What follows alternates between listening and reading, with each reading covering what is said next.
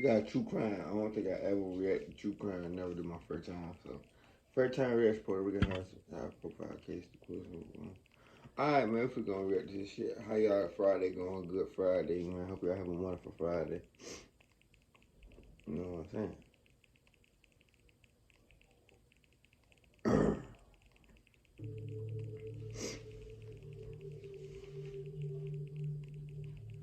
Hi guys, my name is Jack and today we're going to take a look at another horrible case with you. In 2012 at the Summer Olympics in London, the star of a young Puerto Rican boxer, Felix Verdejo Sanchez, shone brightly. He was called a diamond, one of the most promising athletes of his country.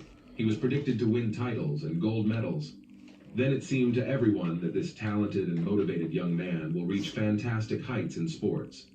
In 2021, the name of the boxer again traveled all the world's media, but this time fell into the section of criminal chronicles. This story is about a teenage attachment that grew into a kind of addiction and led to a terrible tragedy, and also about how the author of the main knockout of 2014, who was praised and promoted by two-time Olympic champion Vasyl Lomachenko, almost received a death sentence, but eventually went to prison for life. It is noteworthy that despite the presence of irrefutable evidence and confessions of the boxer's accomplice, he himself to this day refuses to plead guilty. The future star of world boxing was born in the Puerto Rican city of San Juan in 1993 on May 19th. He grew up in a rather modest large family and from an early age was fond of port. True, in childhood, he planned to connect his life with baseball, but his further fate was determined by a funny incident.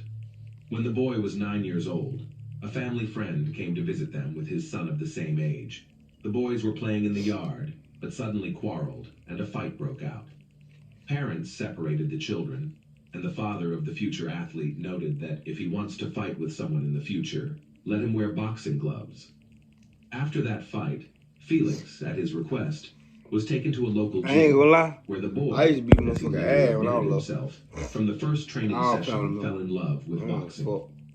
At the age of 16, he won the Pan American Junior Championships.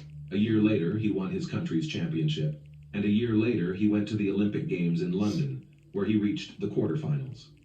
In the same year began his brilliant career in the professional ring. In total, Verdejo had 29 fights, gaining 27 confident victories. And in 2014, he was recognized as the author of the best knockout in the fight against Sergio Villanueva.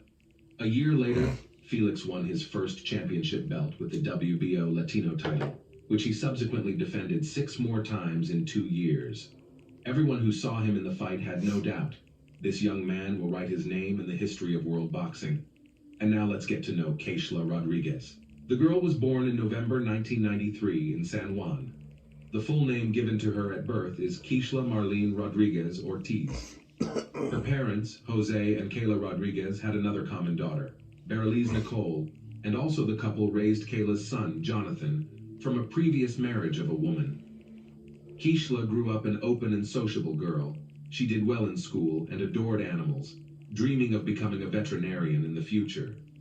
Her best friend was her sister Bereliz, to whom she confided all her secrets and worries. Keishla studied in the same school with Felix Verdejo, who was her age. Young people were acquainted since childhood, and in adolescence between them began a romantic relationship. In 2011, Rodriguez's parents divorced and separated. Kayla moved to relatives in Florida, and her daughters, who were by then already adults, decided to stay in San Juan. Despite the fact that each of the sisters had long since lived their own lives, they continued to stay in close contact and told each other about everything that was happening to them. At the age of 18, a promising boxer, who has already managed to take part in the Olympic Games, had an affair with a young schoolgirl and aspiring model, Elisa Maria Santiago Sierra. At that time, the girl was only 14 years old, and she was still in school, but even then she made big plans for the future with a promising and world-famous athlete. In addition, Eliza's parents were not at all against this relationship. Attractive and talented Felix, who has always had a lot of fans, becoming a boxing star, literally bathed in the rays of fame and was surrounded by female attention. He did not miss the opportunity to spin a novel or a passing affair on the side, and also, despite the serious relationship with Eliza, continued to meet with his school friend Keishla. Keishla's sister, Berenice, and her mother, Kayla Rodríguez, knew about the affair and did not approve of the relationship. In addition, the situation was very ambiguous.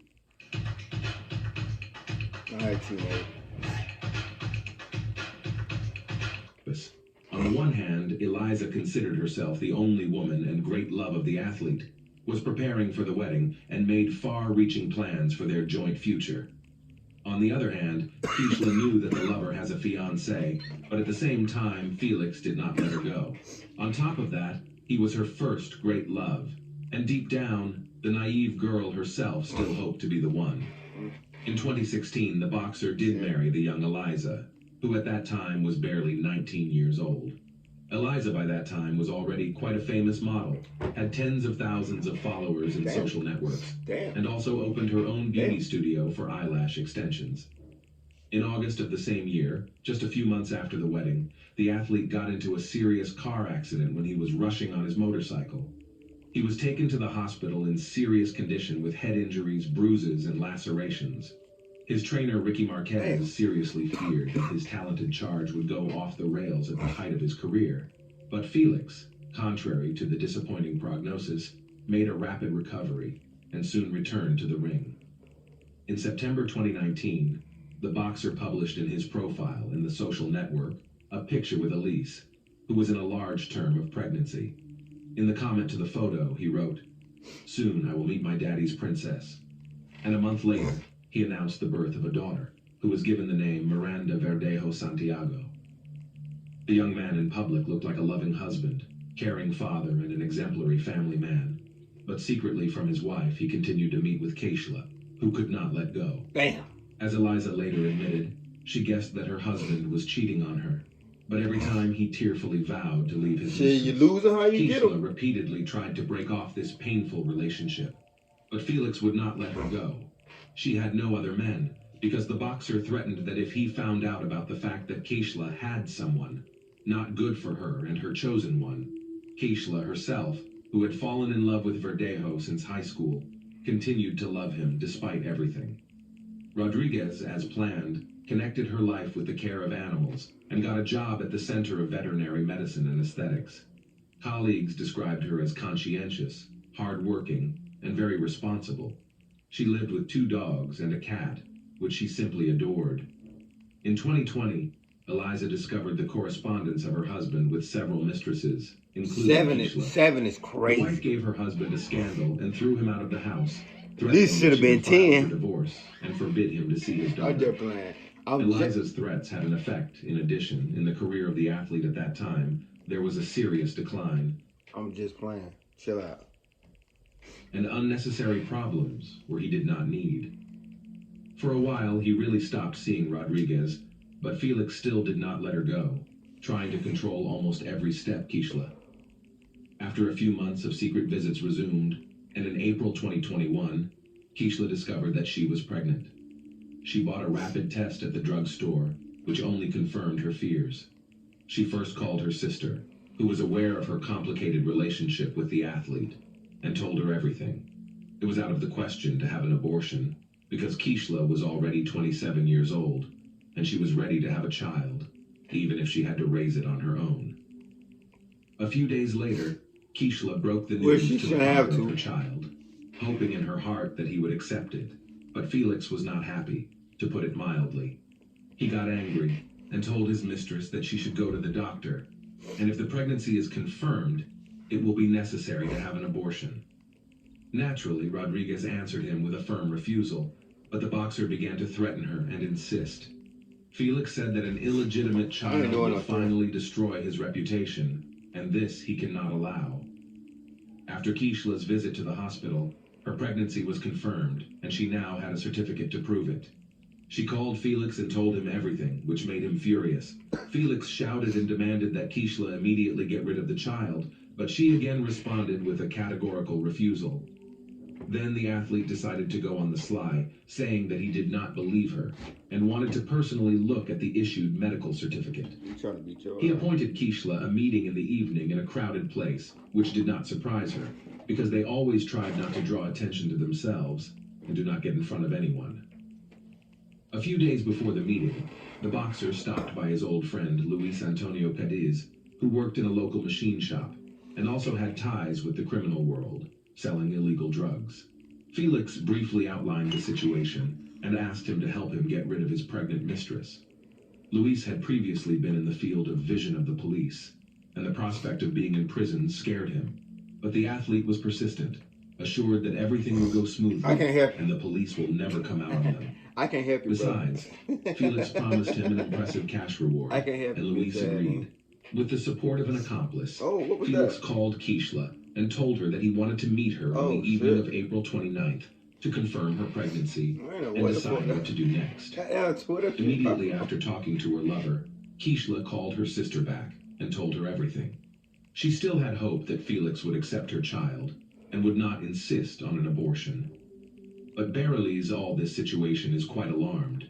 She knew that the boyfriend had threatened her sister, and she was worried that he wouldn't do anything to her. Berylise called her mother and shared her concerns. I've seen a lot of motherfuckers. Together, they could not dissuade Keishla from that. Me personally, I've seen a lot of motherfuckers knock out, you know what I'm saying, females, because they ain't want to have a baby.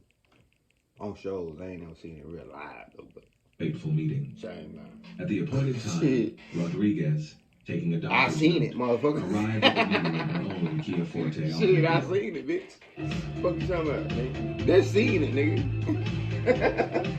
They seen it. Looking at it on TV, not in person, bro. I'm gonna make a Patreon again. Verdejo drove there in his pickup truck, in the back of which Luis was hiding. Keishla immediately got into the athlete's car and showed him the results of the tests. He once again talked about terminating the pregnancy, but Keishla, crying, again responded with a refusal. Against this background, the couple began to quarrel violently, turning to shouting. Then Felix suddenly hit Keishla in the head with his fist, from which she immediately lost consciousness. Until Keishla regained consciousness, Felix took a syringe with a large dose of illegal substances hidden in the glove compartment of the car, which Luis had obtained at his request, and injected Keishla.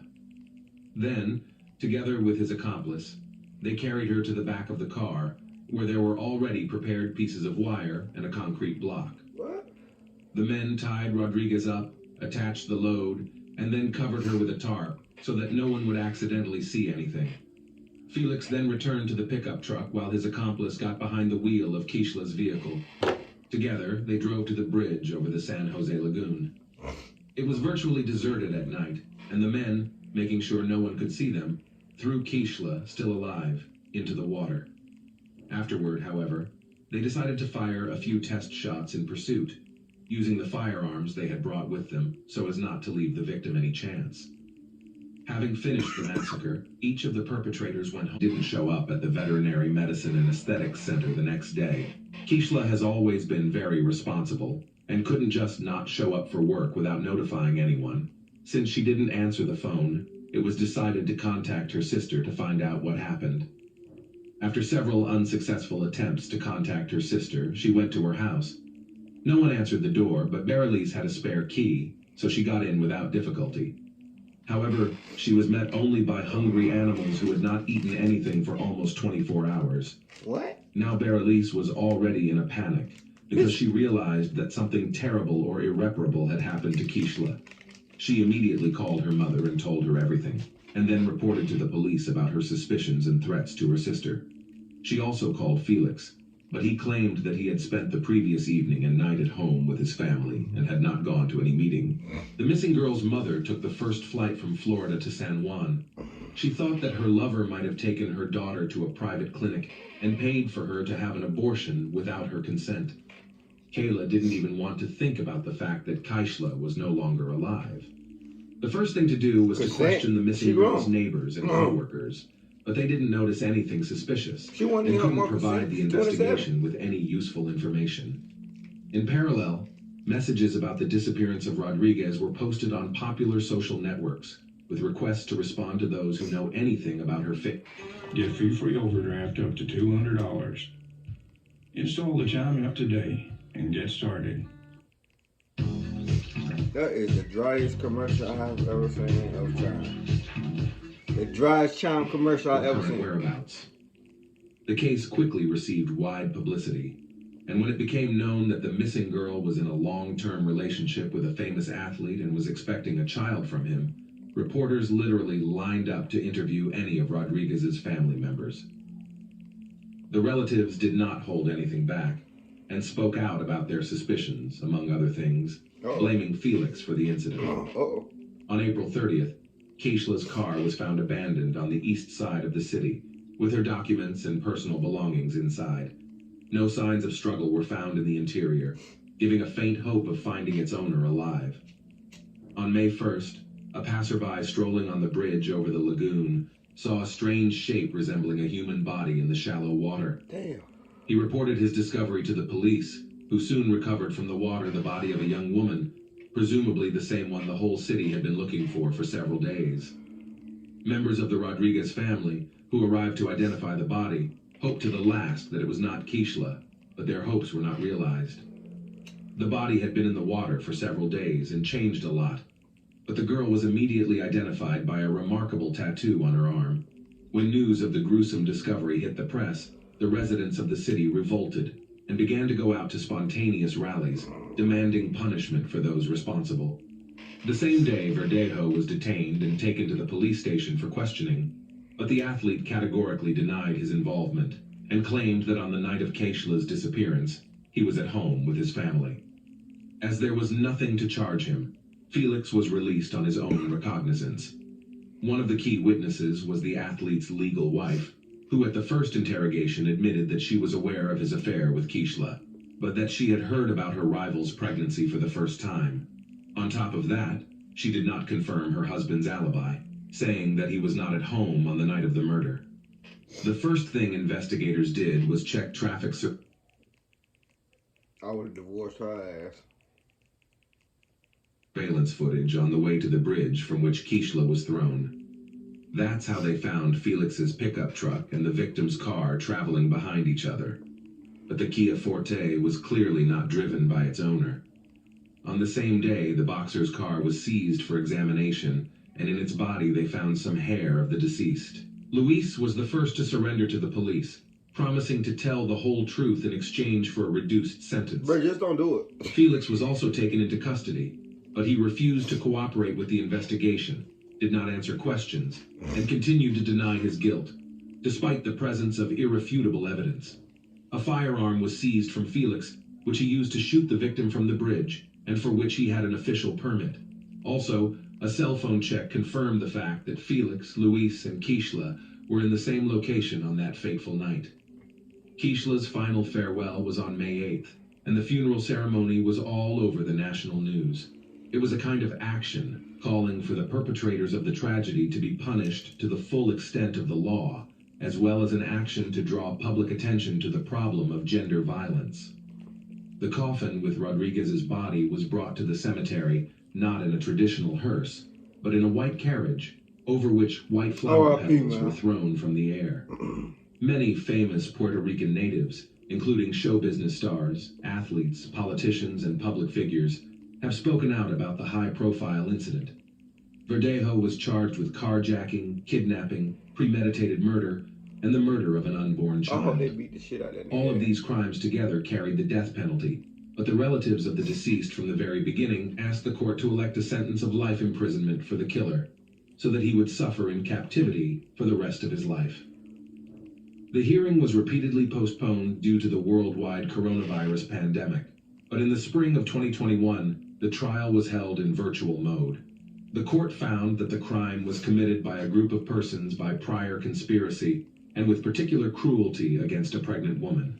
It was possible to reconstruct the chain of events of that night and the details of the crime, mainly thanks to the testimony of Luis, who did not deny his guilt. He admitted that it was he who, at the request of a friend, got the drug for injection and also brought a wire and a concrete block to get rid of the body.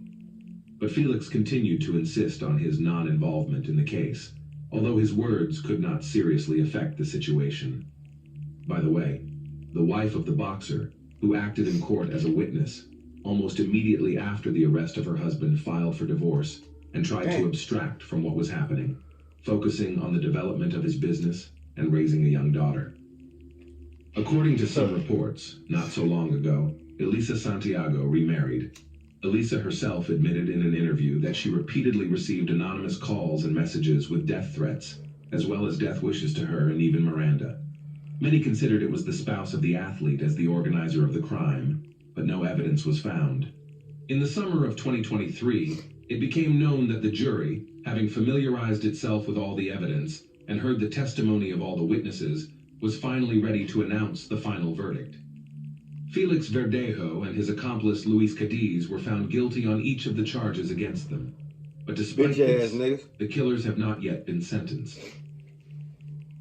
The next court hearing is scheduled for mid-November 2023. Most likely, both men involved in the deaths of Keishla Rodríguez and her unborn child. Oh, they get the motherfucking death penalty. I ain't gonna even lie to you. R.I.P. R.I.P. to her baby, man. That's some bullshit. You don't want the baby to leave him alone. You ain't gotta kill him. Shit. Plenty of motherfuckers out there followers. Anyway, that bitch said, give me a thumbs up, like, subscribe, see I'm gonna put on that video, man. Let's ride, man. Hope y'all have a good Friday.